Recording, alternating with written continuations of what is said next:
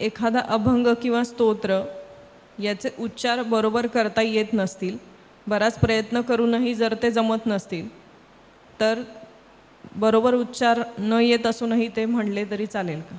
त्याला दोन शास्त्रीय पर्याय आहेत. पहिला पर्याय असा आहे की तुम्हाला उच्चार येत नाहीत ना, मग उच्चार करू नका, ते मनात म्हणा, त्याचे दोष नाहीत. कारण उच्चारपूर्वक म्हटलं आणि उच्चार चुकले की त्याचे दोष येतात. विशेषतः जे वेदोक्त मंत्र आहेत त्यांच्या बाबतीत हे सत्य आहे, किंवा जे मंत्रग्रंथ आहेत त्यांच्या बाबतीत हे सत्य आहे. दुसरा मार्ग आणखी एक असा आहे की निष्काम भावना ठेवा.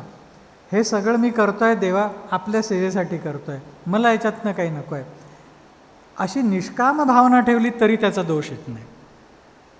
पण मी विष्णू सहस्रनामाचं एक पाठ करील, तो पाठ झाल्यावर मला प्रमोशन मिळू दे, मग देव म्हणतात ठीक आहे तुला देऊ आम्ही प्रमोशन, मग तेही शुद्ध कर. मग त्यात थोडी चूक दिसली की लागलीच फटका. ते सरकारी अधिकारी नाही का, फायलीत खोडा घालायचा तर 50 गोष्टी काढू शकतात, ते नसलेल्या गोष्टी की हे बघा वजन ठेवलं फाईलवर की सगळं ओके.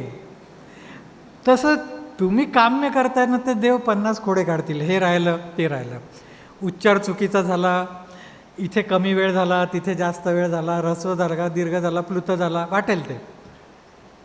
पण निष्काम देवा तुमच्याचसाठी आहे, फाईल क्लिअर. तर हे लक्षात ठेवा म्हणजे झालं. अवधूत चिंतन श्री गुरुदेव दत्त. श्री गुरुदेव दत्त. श्री गुरुदेव